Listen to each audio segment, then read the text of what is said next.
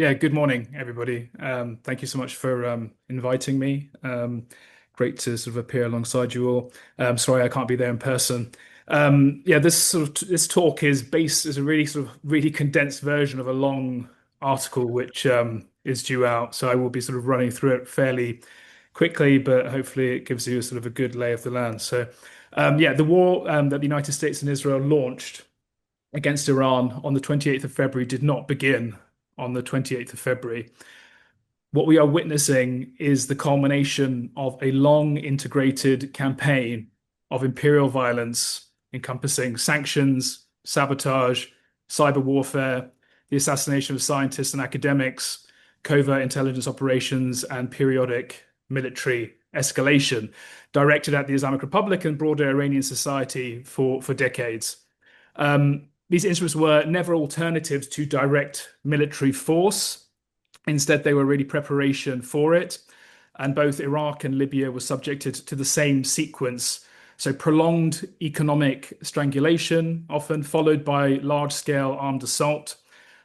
This logic is both consistent and cumulative. So, first we see strangulation, then we see destruction.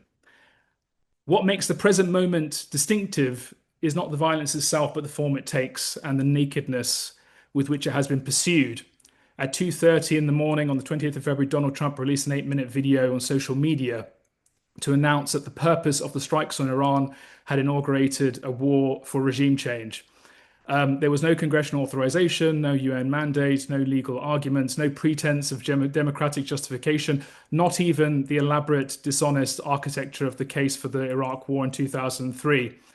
His defense secretary, or rather his war secretary, boasted of, quote, death and destruction from the sky all day long, end quote. His True Social post threatening power plants and bridges while deploying profanity, invoking divine blessing in the same breath captures something analytically important. This is imperial power stripped of its ideological clothing. It is coercive, transactional, openly destructive, and entirely indifferent to the norms it once claimed to uphold. Yeah, this is gangster imperialism, not simply aggression, but aggression that no longer bothers with even the pretense of having to justify itself. To understand why this moment has arrived, we need to grasp how the imperial apparatus against Iran was constructed over decades. The Carter Doctrine was decisive in establishing the Persian Gulf as a zone of vital US strategic interest. The Reagan administration built on this with a large-scale naval presence, the reflagging operations of the tanker war, and the normalization of a permanent American military footprint in the Persian Gulf region. These developments culminated in the creation of CENTCOM, Central Command, transforming what had previously been contingent interventions into a long-standing bureaucratic and operational infrastructure for the projection of force. Over time, this military architecture was supplemented by an economic one. The US translated its privileged position within global financial networks, dollar clearing, SWIFT, payment systems, technology controls, etc., into a raw coercive power over Iran's access to the basic conditions of economic life, namely banking channels, trade settlement, foreign exchange, and investment. The economic weapon, as the scholar Nicholas Mulder reminds us, is not a diplomatic alternative to war. It was conceived often as an extension of war into the economic sphere, quote, the very essence of total war, end quote. What the sanctions regime imposed on Iran demonstrates is how this method causes conflict to metastasize into an endemic condition. Iran's GDP per capita fell from over $8,000 in 2012 to around $5,000 in 2024, a prolonged and deliberate degradation of living standards. Food inflation surged to 105% in the wake of the 2026 war, having already been driven sharply upward by the 12-day war in June 2025. The price of bread and cereals rose 140% year on year, oils and fats by 219%. The Iranian central bank issued its largest ever denomination note as a symptom of what we could call organized monetary destruction.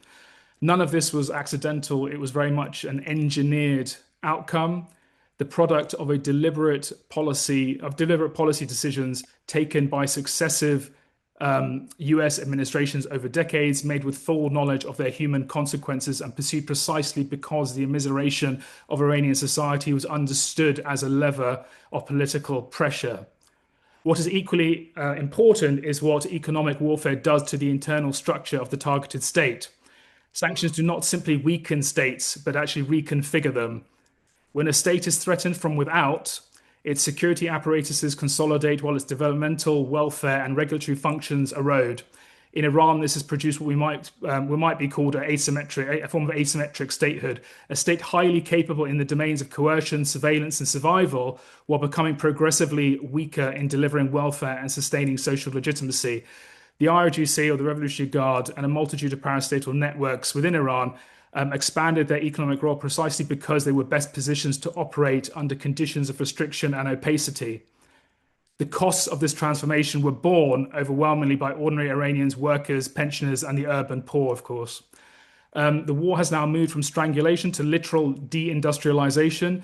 Strikes on Iran's two main steel plants, the Mahshar petrochemical complex, Iran's largest industrial hub, producing 72 million tons annually, as well as being the region's chief employer.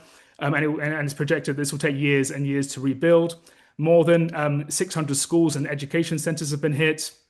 At least 120 historical and cultural sites have been badly damaged or destroyed. Acid rain over a city of 10 million people from oil depot strikes with lasting consequences for soil, water, and public health. At least 3,636 Iranians have been killed in this latest round of the conflict. And with over 26,000 injured, including 1,621 children. Moreover, the UNDP projects 3.5 to 4.1 million more Iranians pushed into poverty, and 1.3 to 1.5 years of human development and progress reversed. And that's only, of course, if the war stops today. These numbers represent a society very much being deliberately unmade, and basically Israeli and the Americans have admitted that this is pretty much the intent. Basically, they want to engender a form of economic collapse in the country. But here is obviously a central contradiction at the heart of the strategy, which I think Faizi also pointed to, where the comparison with the Suez crisis becomes instructive. And obviously, it's not a perfect analogy, but I think it might be useful to think about it. At Suez in 1956, British and French military intervention collapsed because the United States, the new hegemon on the bloc, imposed financial discipline on its own allies through a bank run on sterling that Eisenhower refused to halt. The result was the definitive twilight of British imperial primacy, enforced by a successor power capable of reimposing a version of order. What is, of course, more alarming about the present moment is that no equivalent disciplinary mechanism exists, and that also could be seen as obviously an opportunity for popular forces to make their voices and their presence felt. The US is not the rising hegemon displaying overreaching allies. It's the author of this gangster imperialism itself. The limits imposed on it are coming not from another hegemonic center, but from the contradictions of sort of American imperial capitalism as we understand it, as well as from geography, as well as Iran's own asymmetric endurance with cascading economic consequences which have been unleashed very much upon the global system as a whole. And American power as we today is fundamentally incapable of managing this, as we can see. Brent crude has surged over $100 a barrel. LNG prices rose by nearly 60%. According to economic modeling published in March, the Hormuz closure puts between 330 billion to 2.2 trillion of global GDP at risk, depending very much on the duration of the conflict. And these figures will dwarf and do dwarf the previous major energy shock, namely the 1973 Arab oil embargo. As Adam Haniya has also shown, the Persian Gulf is no longer simply an oil spigot. It is the hub for chemicals, for fertilizers, polymers, and industrial materials underpinning global food systems and manufacturing. Roughly half the world's population depends on food produced with nitrogen fertilizers, whose inputs flow through the region. The disruption falls most heavily on the global south, on Bangladesh, on Pakistan, on the Philippines, Sri Lanka, Sudan, on populations with no stake in this war whatsoever. One should also ask directly who benefits. Defense contractors profit from every single missile fired. Palantir's Maven AI targeting system reportedly was used to identify 2,000 targets in a mere 4 days, which represents the fusion of Silicon Valley capital with industrial scale military destruction. Energy companies and commodity traders profit from the price spikes.